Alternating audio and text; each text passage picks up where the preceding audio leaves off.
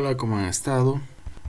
Ya que están de moda las patologías pulmonares altamente contagiosas, transmisibles, vamos a hablar en esta ocasión de la radiología de la tuberculosis pulmonar. Como antecedente, sabemos que es una enfermedad infecto contagiosa,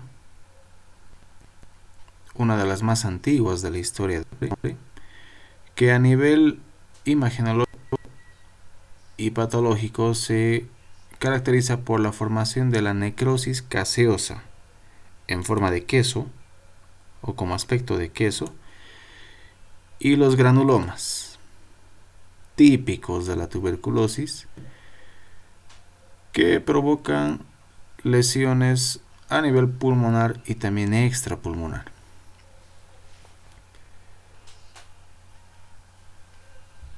El agente etiológico es el Mycobacterium tuberculosis o bacilo de Koch, que describiendo un poquito a este bacilo, se sabe que tiene un alto contenido de guanina y citosina en su ADN y que es capaz de producir una pared celular muy especializada gracias a este componente que es el ácido micólico. ¿Qué características tiene este bacilo? Obviamente es aerobio, por eso se instala inicialmente en el pulmón. Es inmóvil y es de lento crecimiento. Por esto, esta es una enfermedad que se hace crónica y se puede hacer latente durante muchos años. Y precisamente esta envoltura celular especial es gracias al ácido micólico que forma parte de sus componentes. Conociendo eso un poquito al bacilo. ¿Cómo se realiza la clasificación de la tuberculosis? Por lo menos para esta presentación la vamos a hacer de la siguiente manera. Tenemos la tuberculosis primaria y la tuberculosis secundaria o llamada también postprimaria. La primaria es común en la infancia cuando se presenta, pero también puede ocurrir en adultos. Y tiene 4 patrones de presentación. Va a haber una infección lobar o segmentaria, ¿sí? Tiene que haber adenopatías. Existe un derrame pleural producto de la tuberculosis y obviamente la tuberculosis miliar o lesión de tipo miliar. Y en la secundaria pues vamos a ver qué patrón radiológico nos da, a diferencia de la primaria. Aquí una comparativa. Por ejemplo, en la primaria tenemos infiltrados y opacidades, hay adenopatías, hay atelectasia y lo mencionado, derrame pleural y tuberculosis miliar. En la postprimaria hay unas lesiones que se bronconeumonía.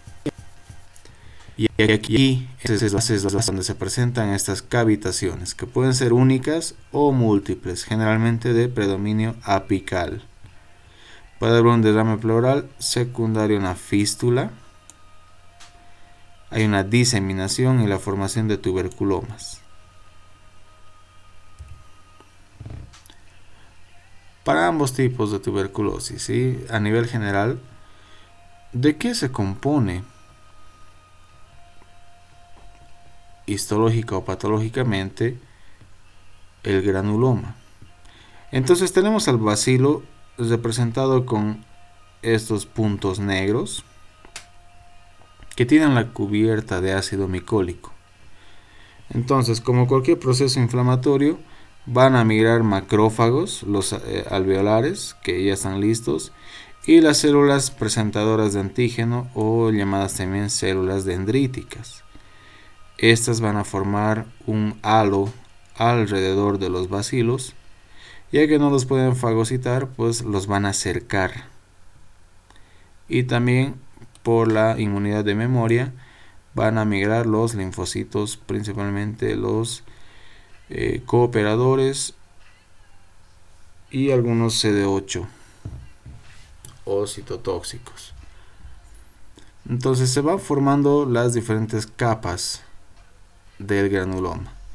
Y finalmente, para poder aislar al bacilo, para poder inmovilizarlo, ya que es una de sus características, se va a formar una verdadera muralla fibroblástica. ¿Sí? Y de esto se compone el granuloma, que lo vamos a ver a nivel radiológico.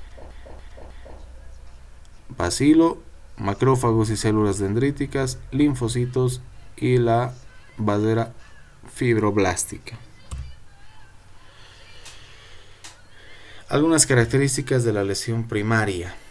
Sí, vamos a empezar por la tuberculosis primaria. Tenemos el famoso complejo de Ghon,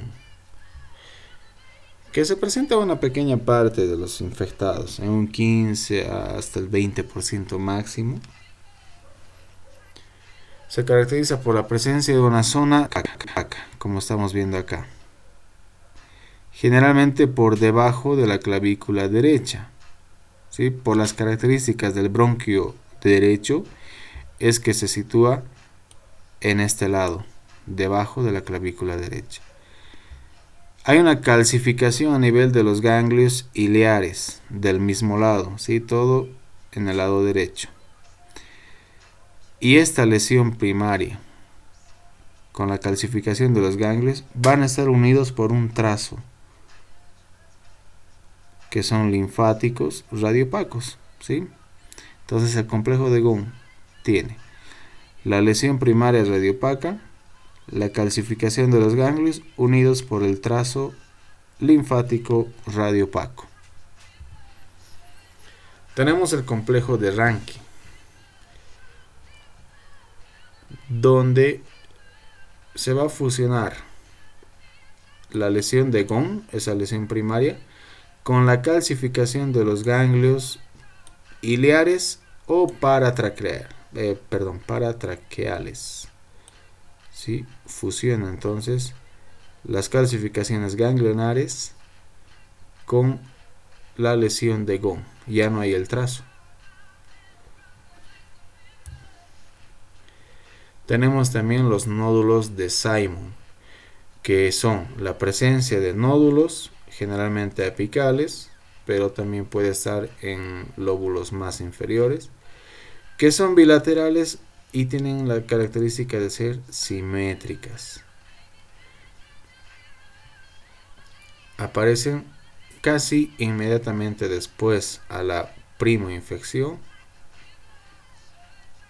y ocurren por diseminación hematógena. Entonces, los nódulos de Simon, ¿sí? Apicales, bilaterales, simétricos,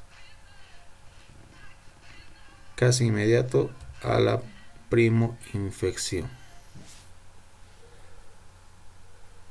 ¿En qué consiste la consolidación del espacio aéreo? En realidad, este es el signo radiológico, uno de los más comunes en tuberculosis,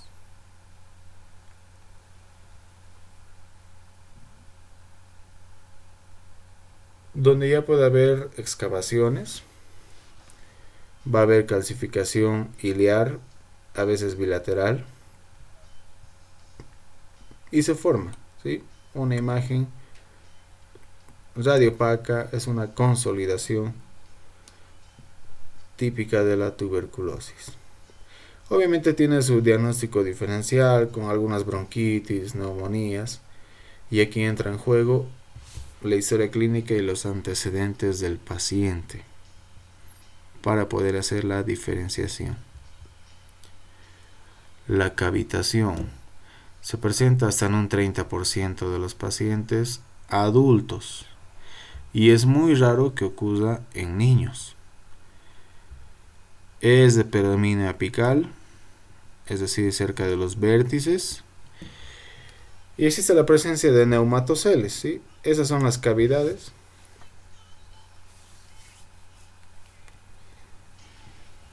que en este caso la estamos viendo, miren, después de la condensación y consolidación iliar, va a haber una imagen radiolúcida, una verdadera cavidad de márgenes definidos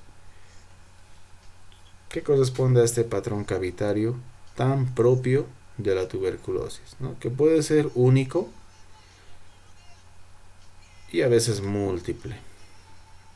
Si bien tiene predominio apical, no es exclusivo el vértice, ¿sí? Puede estar en porciones más inferiores del pulmón. ¿En qué consiste el tuberculoma? Son lesiones radiopacas, ¿sí? En contrapartida a las cavidades. Es una lesión redondeada u ovalada de bordes definidos, pero que tiene un contenido radiopaco más bien. Un pequeño porcentaje puede presentar lobulación, y como son nódulos, entonces su diámetro va a ser menor a 3 centímetros. Y es un patrón también que representa a la tuberculosis primaria.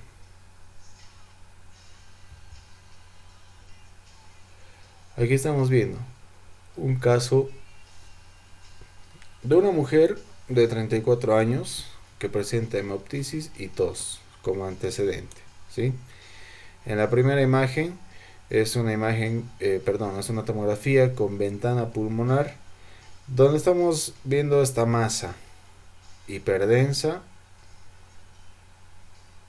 de afectación centro-lobulillar.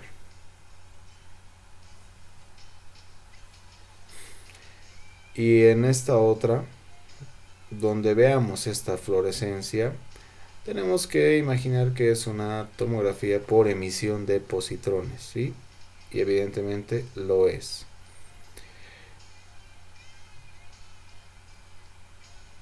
Claramente demuestra la tomografía por emisión de positrones un aumento del consumo o del metabolismo más bien de esta porción del tejido pulmonar, ¿no? Que y el centro, por ejemplo, no presenta este patrón hipermetabólico, es más bien ametabólico, y asumimos que es el sitio de necrosis caseosa. Entonces, ¿para qué me sirve la PET, la tomografía por PET? Para determinar qué porción del tejido lesionado está con metabolismo aumentado, y generalmente la porción media o central queda ametabólica, lo que significa que es el área de necrosis caseosa. Y también la PET me sirve para hacer un control del tratamiento. Recuerda que, bueno, según los diferentes ministerios de salud de cada país, hay un esquema terapéutico para la primoinfección tuberculosa. Entonces, si el paciente cuenta con recursos, se puede hacer un control mediante PET sobre el éxito del tratamiento. La telectasia también es una manifestación que ocurre durante la tuberculosis primaria, sobre todo en niños menores de 2 años, es decir, lactantes menores y mayores. Y es mucho menos frecuente en niños más grandes, ya en edad escolar y en adultos. Entonces, la telectasia no es otra cosa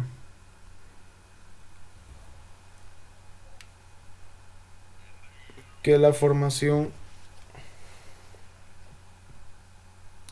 de un patrón de densidad, o más bien de opacidad variable, que puede estar comprometiendo un lado del tórax, ¿no? Un hemitórax. La linfadenopatía. Este va a ser el parámetro para determinar si la tuberculosis es primaria o secundaria, ¿sí? ¿Cuáles son los ganglios más afectados? En primera instancia, los ileares. Están los paratraqueales derechos, ¿sí? Por las características y la angulación del bronquio derecho, es que se afectan generalmente los ganglios del lado derecho. Y con menos frecuencia, los ganglios que están debajo de la carina, justo en el punto de bifurcación de la tráquea, y los de la ventana aortopulmonar. Puede ser bilateral hasta en un 30% de los casos. ¿Sí? Entonces la linfadenopatía, principal beneficio que me otorga es poder determinar si la tuberculosis es primaria o postprimaria. ¿Cómo es el derrame pleural producido por la tuberculosis? Este ocurre en pacientes adolescentes y adultos jóvenes, en el 50% con tuberculosis primaria. Y generalmente ocurre un medio año después, ¿sí? En casos más tempranos, desde los 3 meses de la exposición inicial. Generalmente es un derrame unilateral y con un volumen de moderado a alto. En este caso, al lado derecho hay borramiento de los senos costofrénicos y cardiofrénicos. No se ve la silueta cardíaca del lado derecho debido a la presencia del derrame pleural. Seguimos en tuberculosis primaria. ¿En qué consiste este patrón o tuberculosis miliar? Va a haber la presencia de nódulos pequeños, no más de 3 milímetros de diámetro, que son estos que lo estamos viendo. ¿Sí? Son nódulos hiperdensos a la tomografía, distribuidos en ambos campos pulmonares. Este patrón se puede revertir de manera parcial con un buen tratamiento por parte del personal de salud y cumplimiento, obviamente, del paciente. Entonces, el mismo paciente, a los 6 meses después del tratamiento, es este, donde claramente hay una mitigación de estas nodulaciones, hay una reducción en el número, y pues el pulmón se ve mucho más recuperado, pero parcialmente, ¿no? Ya no es total la reversión. ¿En qué consiste la tuberculosis postprimaria? Vamos a destacar 5 puntos clave. Primero, que consiste en la reactivación del bacilo. Ese cerco, ese aislamiento o encapsulamiento que le han otorgado los macrófagos, células dendríticas, linfocitos y fibroblastos, después de muchos años o incluso décadas puede reactivarse, a veces por un estado de inmunodepresión del paciente o factores ambientales o de otra índole. Como ya ha habido una infección primaria, entonces nuevamente lesionar ese tejido va a causar abundante fibrosis y puede haber retracción pulmonar hacia el mismo lado. Las cavitaciones también aumentan hasta un 75% de los casos. ¿Sí? Sigue siendo de predilección los lóbulos superiores.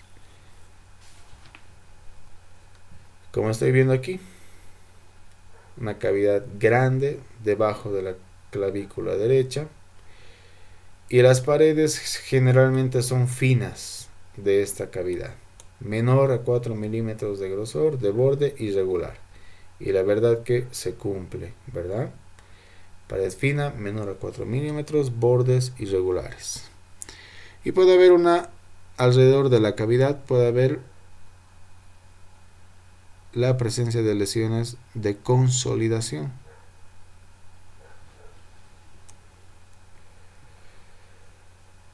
No hay linfadenopatías y se mantienen los lóbulos superiores como los favoritos. ¿Qué ocurre a nivel del parénquima entonces?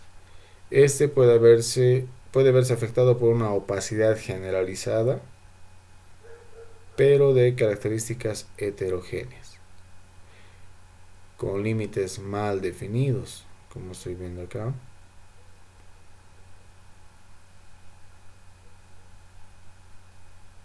Que incluso parecería que la placa no está bien penetrada, pero ya es la afección en etapa parenquimatosa de la tuberculosis postprimaria. Aquí estamos viendo que la cavitación puede llegar incluso hasta el 90 en algunos pacientes.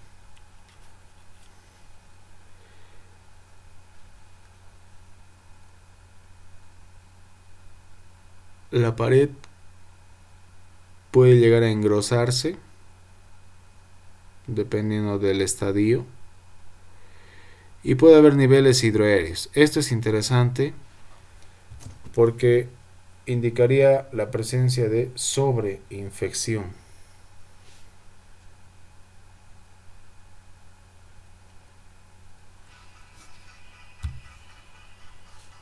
¿En qué consiste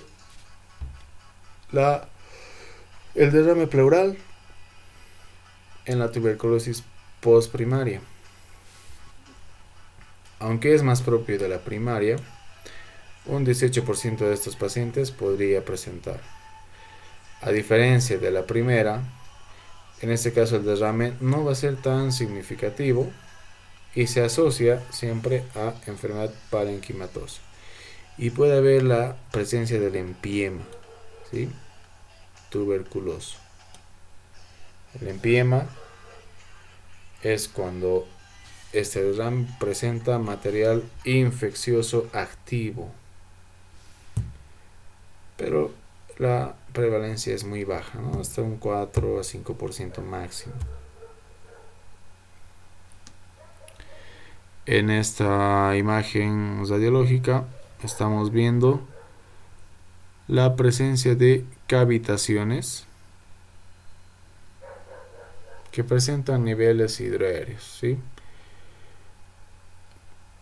La radiología simple, por la sobreposición de estructuras, no me muestra con claridad. Entonces, en este mismo paciente hago la reconstrucción del corte coronal en la tomografía y voy a observar las múltiples cavitaciones con engrosamiento de pared, no solo en el vértice, sino también en porciones más inferiores, ¿sí?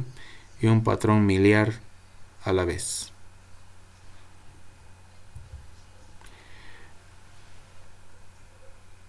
Eso básicamente es lo que vamos a ver de tuberculosis.